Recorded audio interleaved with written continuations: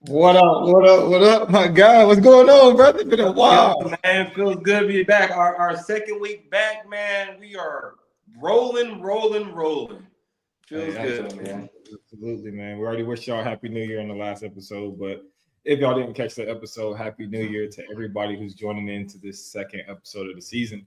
What's new with you, man? What's going on with you this week? Man, nothing much, man. Head down grinding, bro.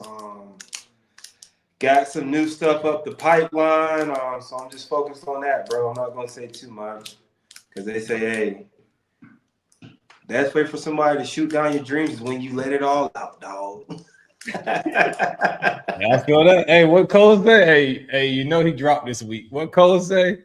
He said, or he dropped last week. I'm tripping. He dropped last week, but he said if they don't know your dreams, they can't shoot them down. So Right. you already know what it is, man. So of course, we are in the first week of our promoter series. We told you guys it was coming up. So we have a wide array of promoters, like we told you guys last week, that we have coming on.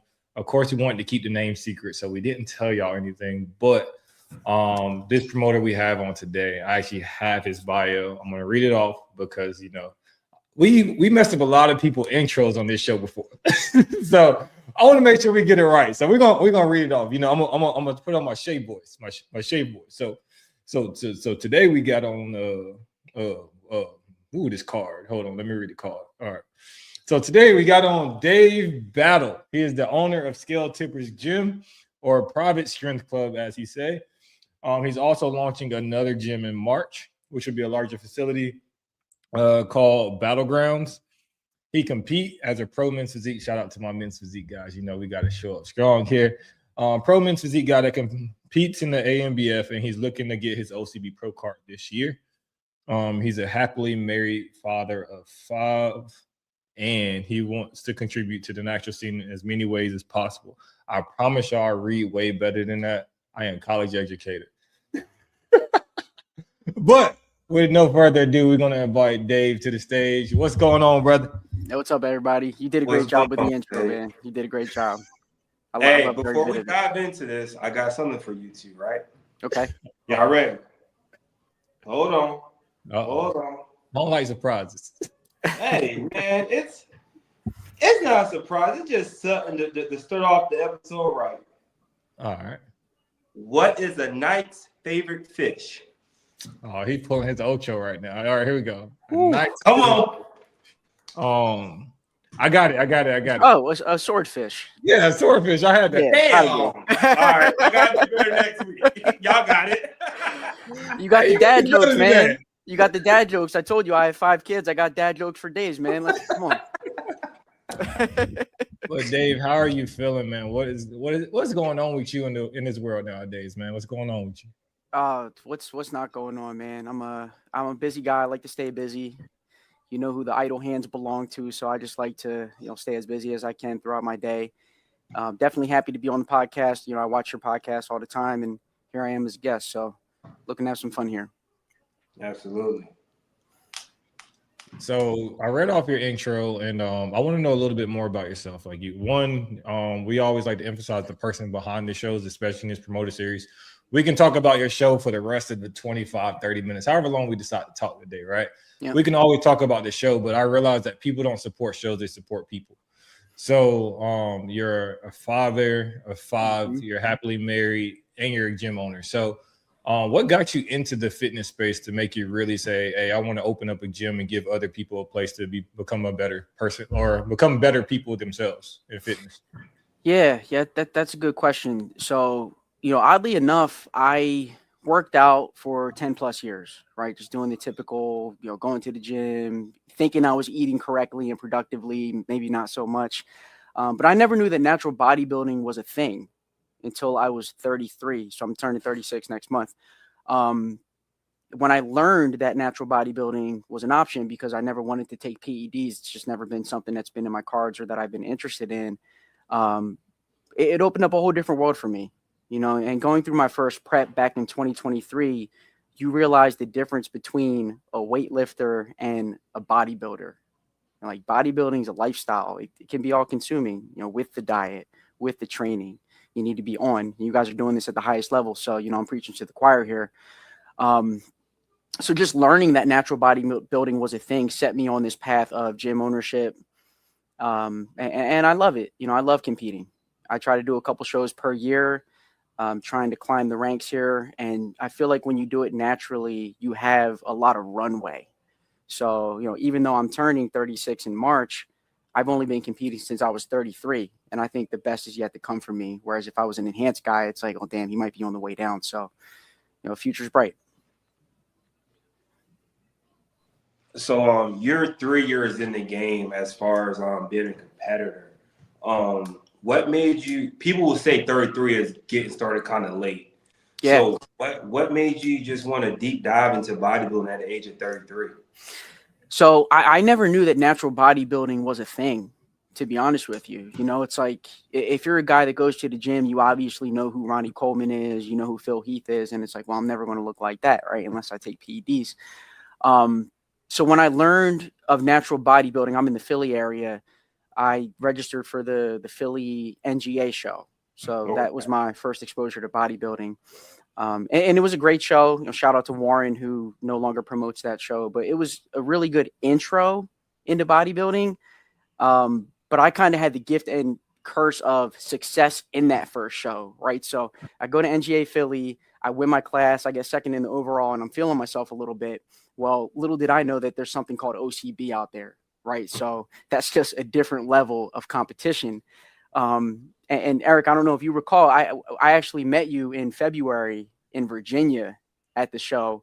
And, you know, I tried to fool the bodybuilding gods. So I figured if I did a show early in the year and I did it in Virginia, here I am from Philly thinking like, no one's bodybuilding down there and no one's prepping through the winter. No one's going to be at that show. So I show up, not my best, thinking that I'm just going to walk out of there with a pro card. And I had a humble pie of, I don't know if you guys can see that. What's that say? 5th place. And then people will say to me, well, top 5's good, man. And then I say, yeah, but there were six competitors. So,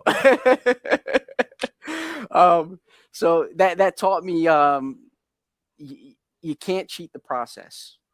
You can't cheat the process. So I went back on stage in June at OCB Elevate, got the class win. So I made it to the final pose down and then took second overall. So yeah, my time's coming. Absolutely. No, I definitely love that. And you're dropping nuggets early, man. You're dropping nuggets way too early for us. But I think what you really spoke about in that is I think a lot of guys really think that natural bodybuilding is linear. Like all your placements will be linear. Like I do this show, I'm gonna play second. So if I go somewhere else, I'm definitely gonna win now. And it's not that. It's just because there's so many different people. I always say the amateur landscape is so broad. You can't ever dictate who's gonna show up. And the only thing you can really judge is how you show up. So I really appreciate you for sharing that story because I know we try to preach that to the choir, especially with guys like, oh, I'm gonna come out early in the year, nobody's gonna be ready, and you know, and then they show up and there's juggernauts there too. So, but 3 years in the game, man, that is not a long time. But you have competed a decent amount of times, and you have seen a landscape of people compete. But you also promote the shut up and compete show. That's right. So you also are bringing people to your area to compete. So I'm pretty sure you see really quality competitors at that show. So what got you into promoting that show, and what's the message behind the name? Yeah, that's a good question. So getting into the game as late as I did, I'm all about spreading education about natural bodybuilding, especially with these young folks that are growing up on Instagram. You know, I have guys, I'm in my gym right now. I have guys on that floor right now, 18, 19, 20-year-old, like absolute studs, you know, strong, they look good. If they cut, they would do quite well in natural bodybuilding, but they're comparing themselves to Chris Bumstead or to, you know, the next guy that's on the Olympia stage. And believe it or not, they don't realize that those guys are enhanced. They just think that if they keep working, they're going to look like that. So I think that there was an opportunity in this area with the people that train at my gym to understand that, listen, natural bodybuilding is an option for you. I'm going to host a show that's easy for first-time competitors, meaning you're going to show up knowing exactly what to do. We have a great network of coaches and a support system. And I want to make people fall in love with the sport as soon as possible. So they could be 33 saying I'm 50 shows in, not 10 shows in like myself. Absolutely. I don't know if it was said or whatnot. So, when is your show? So my show is April 4th. Okay. It is in the Philly suburbs. So it's in a town called Rosemont. If anyone's familiar with the main line in Philadelphia, it's like the old money in Philly. So it's a nice venue. It wasn't cheap. But yeah, it's in a really nice neighborhood. It's at Rosemont College, April 4th, 2026. All right. And you promote for AMBF, correct? Correct. Okay. All right. Awesome. Just wanted to get that information out there just in case we missed it. Yep. So how long have you been promoting? Because you only been competing for 3 years. So how long have you been promoting? So this is my second year doing the show. Okay. So what made you say, okay, I'm gonna go ahead and promote now when you only been in the game Lost for 3 years? Like what went up? Hey, is it freezing? I think I caught the gist of what you're saying. I for lack of a better term, man, I just can't help myself. I I like to dabble in as many activities as possible as it relates to fitness. I thought it would be good for the gym. And most importantly, I thought that some of these kids out here on this floor need to know that natural bodybuilding is an option. So, and it's a total passion project too, fellas. I mean, that first year, I wasn't exactly making a ton of cash, promoting the show. And it might be several years before the show is big enough to return on that investment. But, if you do things the right way, I'm sure that success will come financially. So it's not a good reason to get into promoting though. Expenses are high and you need to get a lot of bodies there. Absolutely. So just with that, about getting bodies on the stage and athletes on the stage, what is one thing that when people say, hey, I went and competed at the Shut Up and Compete, like, that's a pretty, like I said, it's a pretty direct statement for your show. When people say, hey, I'm going to compete here, what do you want them to leave with whenever they cross that stage, or want them to say about your show once they're done with it? I want them to continue their journey. So I want to make sure folks leave that stage either happy with their placing and wanting to do better, or not happy with how things went, but encouraged to continue the path. And as a competitor myself, there's no shortage of shows. There are some great organizations out there. So, it's all about locking in and getting as many at bats as you can to get that result that you want. So I want to make people fall in love with the sport and stay in it. Absolutely. So, we live in a copy and paste world right now. Like literally bodybuilding is just copy and paste. A promoter can see one promoter doing something and then they decide to do it. So what separates your show from any other show out there? Well, I think the name is bold, right? It's not it's not the April extravaganza or the AMBF Spring Mania. It's called Shut Up and Compete. And I consider two facets for that. The first is for that athlete who says they're not ready. Now, there's not ready like what happened to me in February last year. That's just like you need to wait a bit longer and get leaner. But there's also this mindset of you can think that you're never going to be ready. And at a certain point, you just need to shut up and compete. The other side of it is there's a lot of people who don't get on stage that are very opinionated on those that do. Now, I have the utmost respect for anybody that goes through the process. Like I said, you guys are doing this at the highest level. And I think game respects game, right? You know what it takes to get on stage at 4%.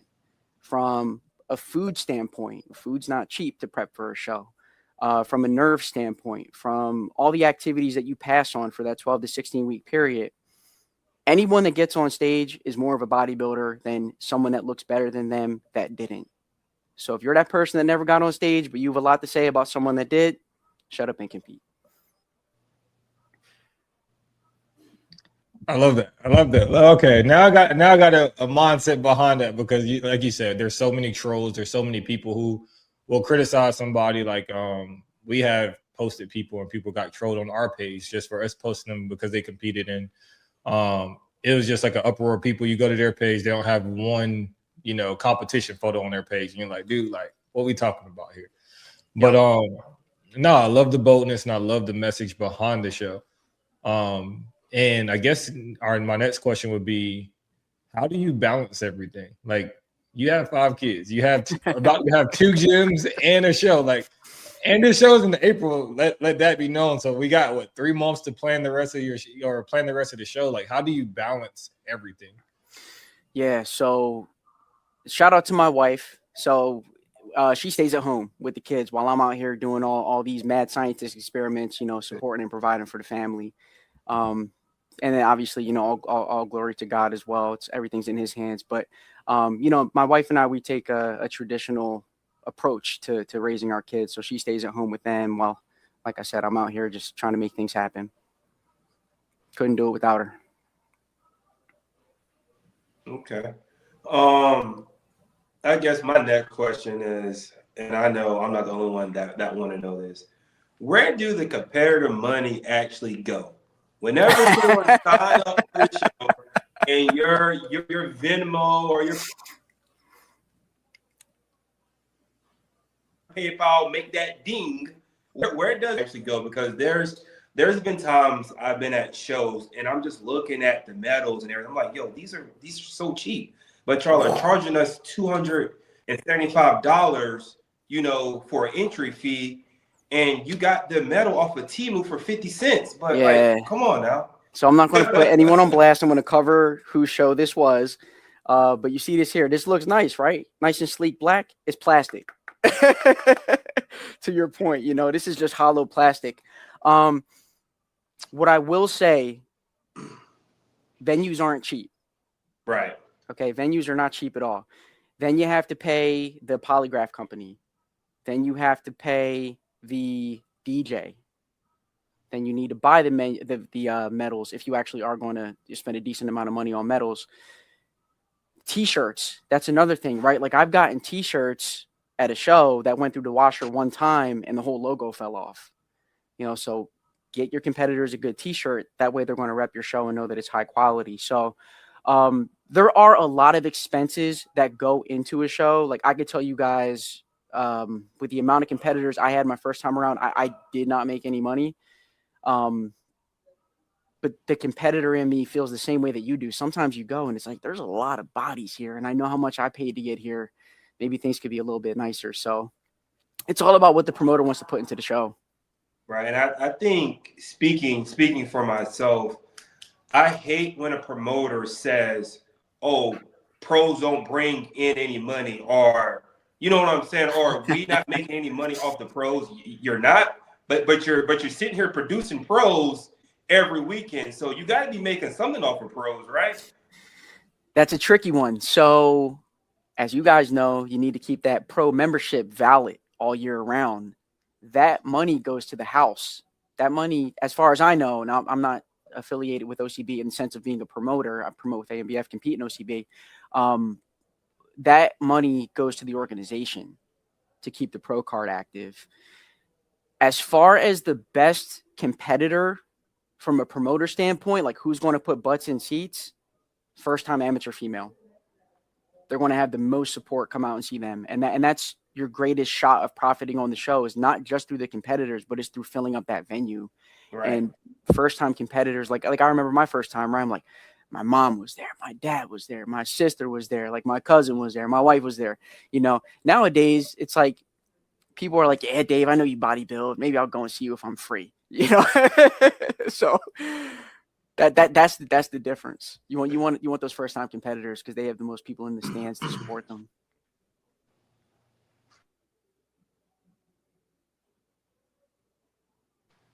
Oh, E, you're on mute. I think it's because I was gathering my thought, because I had a great question. All right, there you go. So there's a very few amount of people, well, not really. I think majority of the people that we know that promoted that been on this series, they currently compete. Not all of them, but most of them.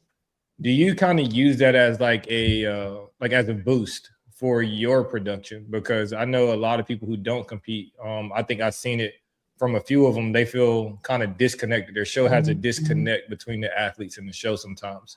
So for you, as someone who competes, to go to other people's shows, do you kind of use that time to like scout out what to do, or scout what you like, scout what you don't like?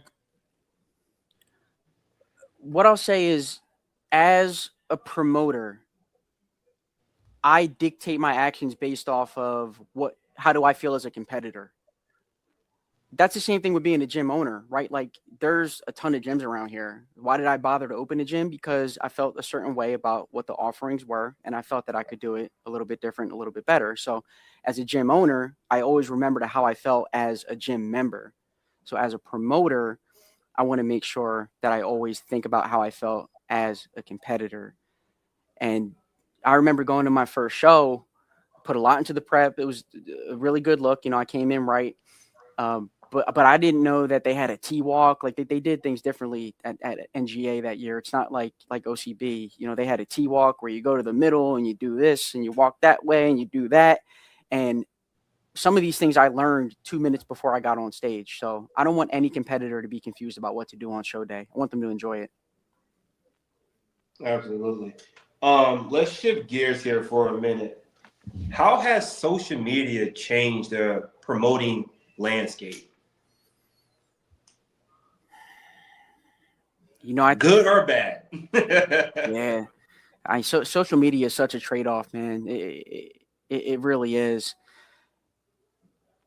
I think it's a useful tool for promoting, just in reaching people, connecting with people, for sure. That element of social media is always positive.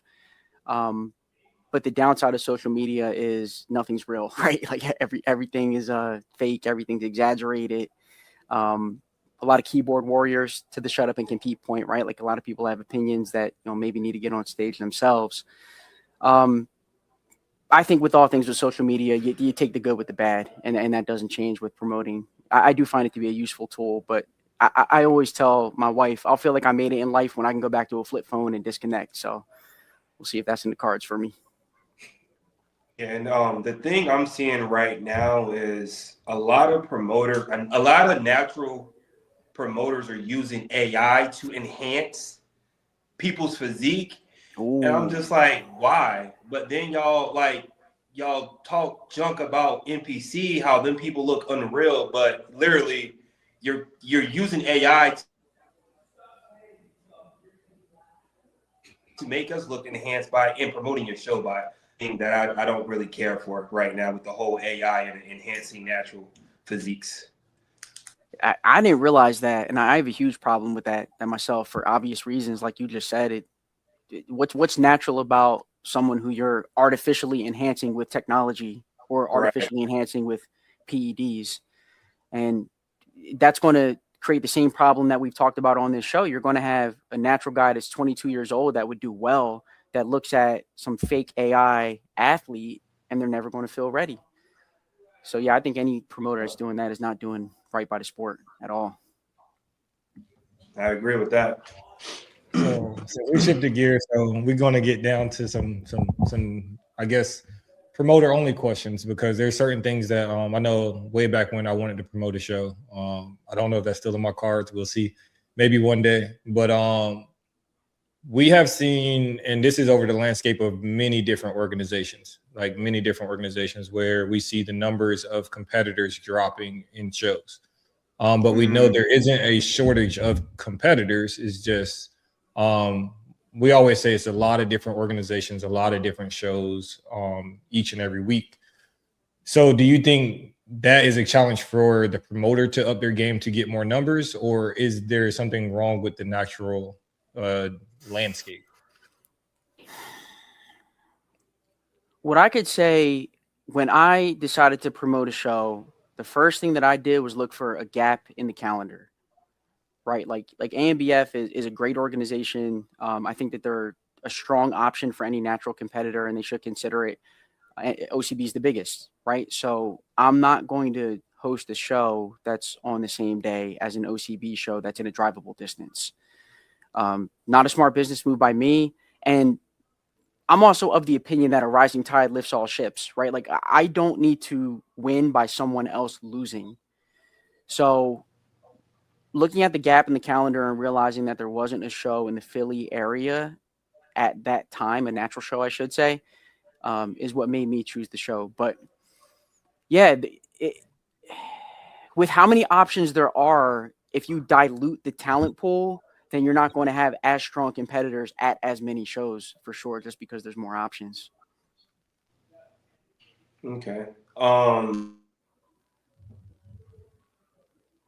It catches him every I'm time. gonna shift gears on you again. As a promoter, how do you select your judging panel?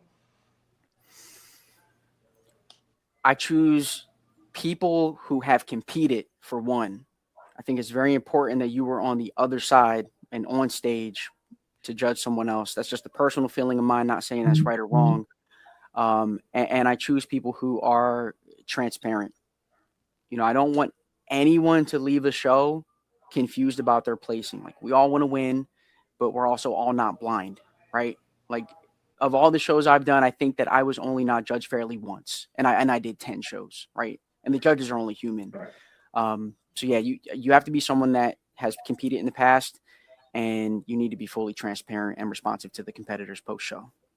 All right. One more question, just to caveat off of this. So, who responsibility is it to, if you see something, you as the promoter, if you see something on stage as a judging call and it's totally far left, right? It's like, no, this, like, what's going on here?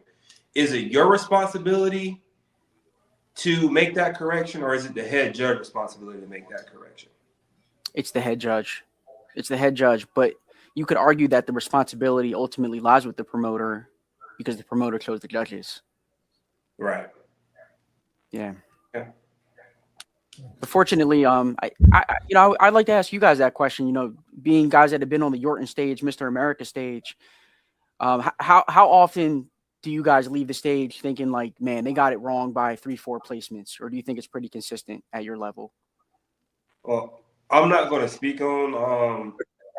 I didn't mean to set you up, by the way. OCB, he froze at the right time, right? He froze at the right time. You go ahead. I got it. I just said I'm not going to speak on OCB. Funny. I'm coming into this new year. I'm not speaking on the OCB. So if Eric want to answer that, he can. I'm not going to answer that question. Yeah, I've been competing, and I won't put any organizations out there. I've been competing since 2017. Have I been a part of things or seen things where I disagree with? I think we all judge shows when we're in the crowd, right? We all think we see things that we don't until we go back and watch. Because the one thing I always tell my guys, like, we always think our people win. We always think our people look so much better till you can, take a step back and go look at film.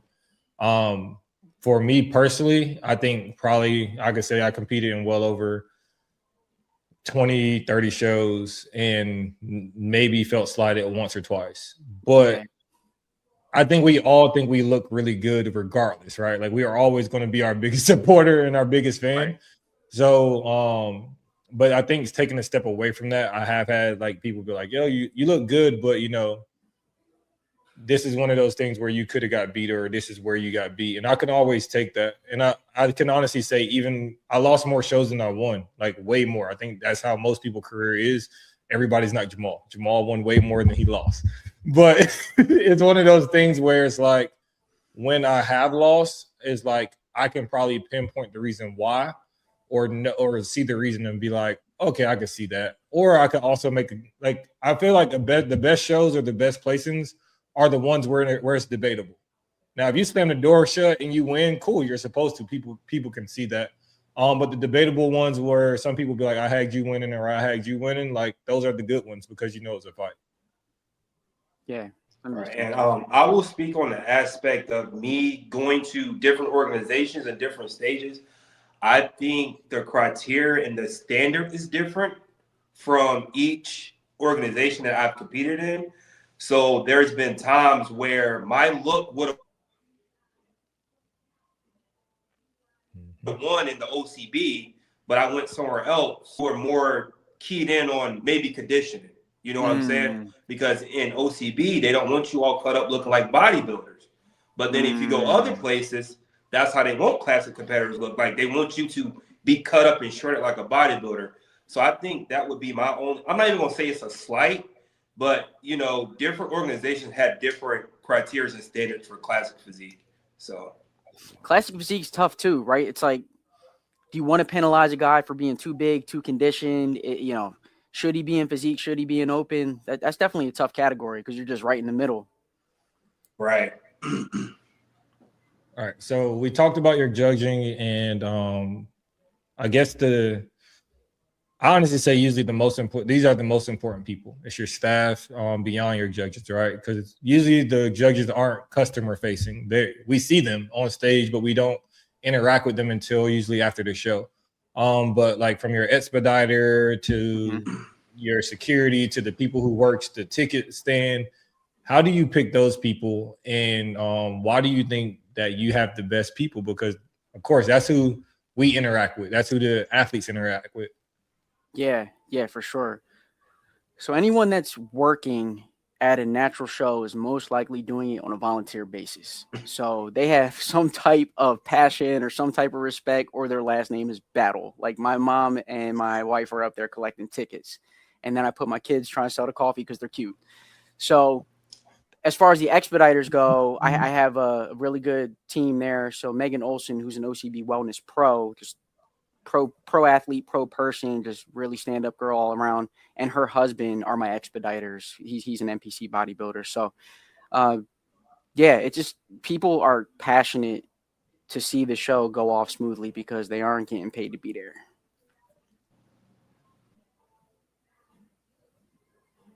You got something, Jamal?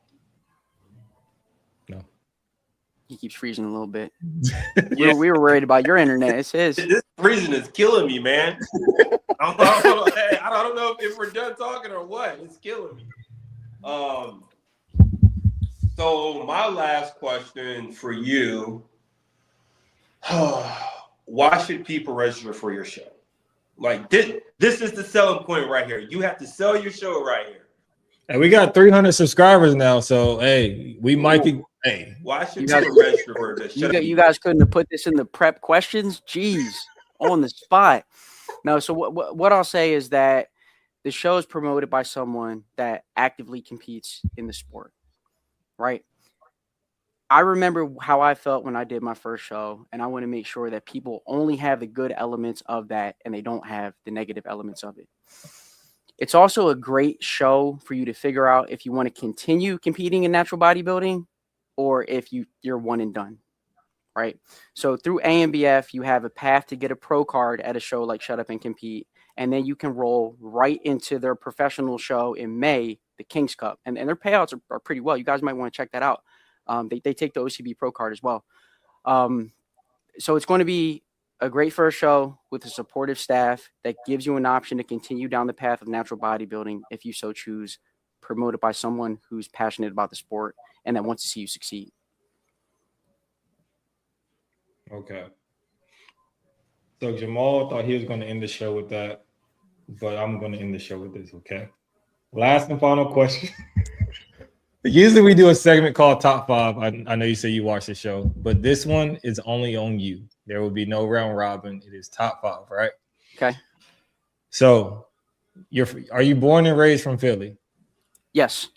Okay. So you should know these answers, all right? So I'm putting you on the spot. I didn't do any research, so if you tell us a lie, it's just going to be a lie, all right? So you just wouldn't know.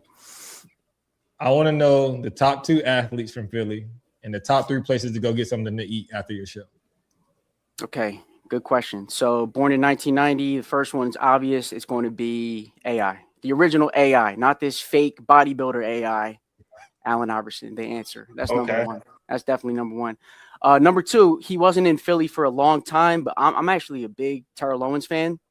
I know he's controversial, but he balled out for the Eagles in that 2004 Super Bowl. I think he had to sign a waiver to play in the game because he had the screws in his ankle. So always been a Terrell Owens fan. Little wild, little controversial, but I want a baller on the field, and that's absolutely what he is.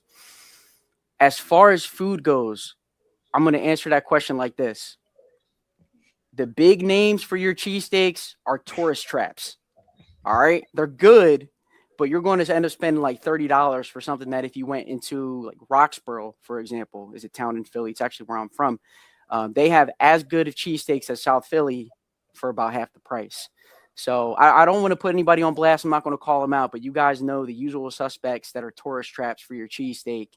Go to somewhere in a local neighborhood. It's going to be just as good. You're not going to wait as long. You're going to save yourself some money. Okay. We'll take that answer. So we gotta go get cheesecake. What dessert do we gotta get? Cheesesteak. Oh, cheesesteak. Dessert, man. I'm in prep right now. Don't make me think about desserts when I'm in prep and can't have it. Killing me, so I'm a big fan. I don't know if this is local to Philly. I'm actually pretty sure it's not. But in the suburbs here, we have a place called Duck Donuts. Okay. If I have a cheat day, that's going to be my go-to. Nice cinnamon sugar donut from Duck Donuts. But you can only have 2. Those things must have about 3,000 grams of sugar a pop. Like you get a headache if you have 3. But 2 is just right. And where we got to grab breakfast from? A lot of good breakfast spots in Philly. I'm in the suburbs now. I'm going to shout out a place that's in my town of Pottstown. It's called Sunshine Cafe.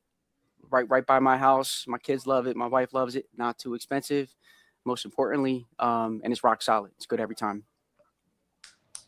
Hey, man, I just got to bring one thing to your attention. And I'm going to tag him when this episode airs back. But you did not name Gilly. I thought Gilly was like the mascot for the Eagles. Like, how do you not name Gilly? We're going to let that one ride.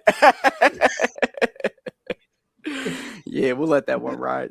Oh, man. But Dave, man, we super appreciate you for coming on. Can you please tell them where to find you and also tell us again when your show is and invite everybody out? Yeah, absolutely. And thanks for having me on, guys. It's my pleasure to be here with you today. So right now I am in Scale Tippers Private Strength Club. We are upgrading to Battlegrounds on March 1st. So we're doubling up the size of the facility, adding saunas, adding a posing room, adding a disgusting amount of equipment. It's going to be a world-class bodybuilding facility. Come see us in March right in Phoenixville. Shut Up and Compete, April 4th. At the Rotwit Theater in Rosemont College. If you're looking for a different organization to compete in, AMBF is run by a great guy, Kent Beerley. A lot of fun, top-level competition, high pro-level payouts. So all you OCB pros, get on the pro stage at the King's Cup in May. Make yourself a couple dollars. I think that's it, fellas. That's all I have today. Prep is whooping your butt, dude. Man, you ain't lying, man. I haven't had enough carbs today. Too much caffeine and not enough carbs. You know what I mean? Oh, man. Hey, that's a dangerous combo. But man, like I said, we appreciate you for coming on. But until next time, y'all, peace.